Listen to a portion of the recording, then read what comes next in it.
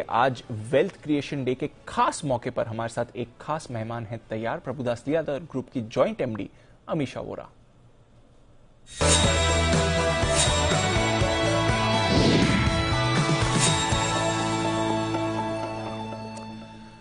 अमीषा जी, good afternoon, बहुत बहुत स्वागत है। और आज जो हम ये वेल्थ क्रिएशन डे मना रहे हैं मैम, 2 साल पहले जो बाजार का बॉटम बना था वहां से अब तक शानदार रिटर्न्स इन्वेस्टर्स को मिले हैं, स्पेशली वो इन्वेस्टर्स जिन्होंने डर में खरीदारी करी थी, बाजार में भरोसा रखा था और फिर अपनी पोजीशंस को होल्ड करा था। और इस पूरी जर्नी में आप प्रभुदास लीलाधर ग्रुप हमारे साथ जुड़े हुए हैं। उस समय भी मुझे याद है आपसे जब बातचीत होती तो आप भी यही कहती थी कि बने रहे बाजार में, डरिए मत, घबराइए मत, निवेशकों के लिए ऐसा अच्छा मौका बहुत कम आता है। तब से अब तक बाजार की जर्नी पर थोड़े अपने व्यूज दें मैम। किस तरह से बाजार का मूड माहौल ये 2 सालों में आपने बदलते हुए देखा है? एक तो जरूर ये हो गया कि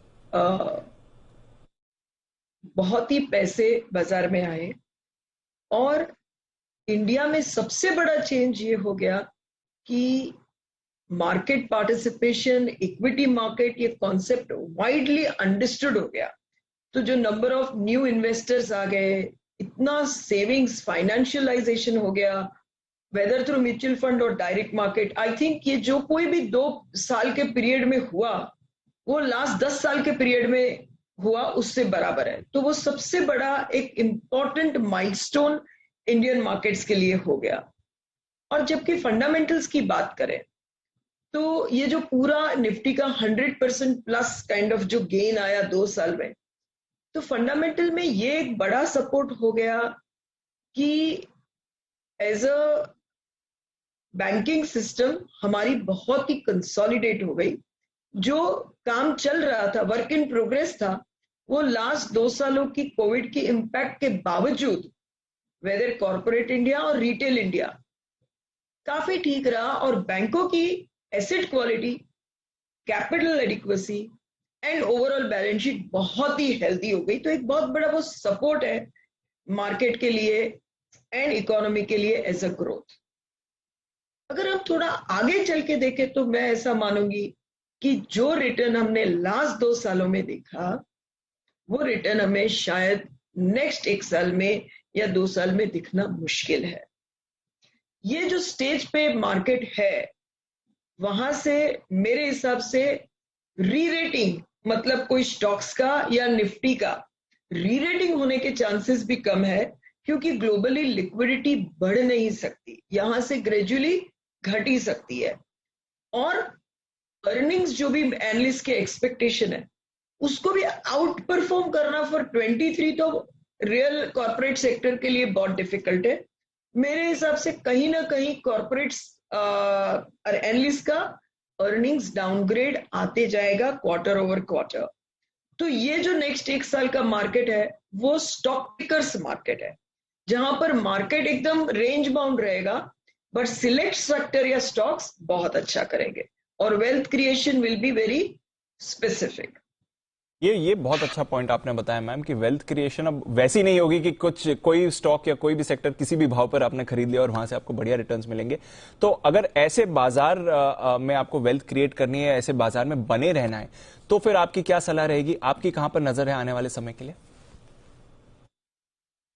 मुझे ऐसा लग रहा है कि आईटी सेगमेंट में री रेटिंग तो नहीं हो सकता, बट फिर भी अर्निंग्स मोमेंटम कंटिन्यू रहेगी।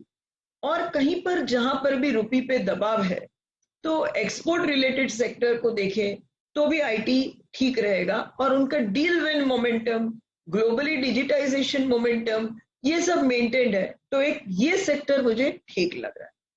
बट उससे बड़ा जो थीम इमर्ज होकर आ रहा है वो, जैसे कि कोई चाइना की पॉलिसीज की वजह से लास्ट 2 साल में, और अभी रशिया यूक्रेन वॉर की वजह से, और मेरे हिसाब से अगर वॉर अटक भी गई तो जो डिवास्टेशन हो गया है उसकी वजह से जो डिस्टर्बेंस रहेगा, तो पूरा जो एक कमोडिटी सेक्टर है, वेदर उसमें मेटल्स आए डिफरेंट या एनर्जी सेक्टर, वो resource sector will do better and all resource consumers I think will be at a receiving end both because their margins will take a hit। जैसे कोई भी consumer durable ले लो, जो जो ये मेटल यूज करके अपना बिजनेस चलाते हैं, मेरे ख्याल से they are at a receiving end, not only because their cost of manufacturing has gone up, their cost of transport has gone up, but also because ये हाई इन्फ्लेशन कहीं ना कहीं डिमांड को बाइट करने आ ही जाएगा। उसको कर्टेल करने के लिए कहीं ना कहीं इंटरेस्ट रेट भी बढ़ेंगे, और वो दोनों की वजह से इतना डिमांड एनवायरनमेंट स्ट्रांग नहीं होगा कि कॉस्ट पुश पास कर सकते हैं। तो ये टाइम है थोड़ा रिसोर्स हैवी पोर्टफोलियो रखना और कंज्यूमर फेसिंग या कंज्यूमर ड्यूरेबल फेसिंग और रिसोर्स कंज्यूमिंग सेक्टर से थोड़ा वेटेज घटाना।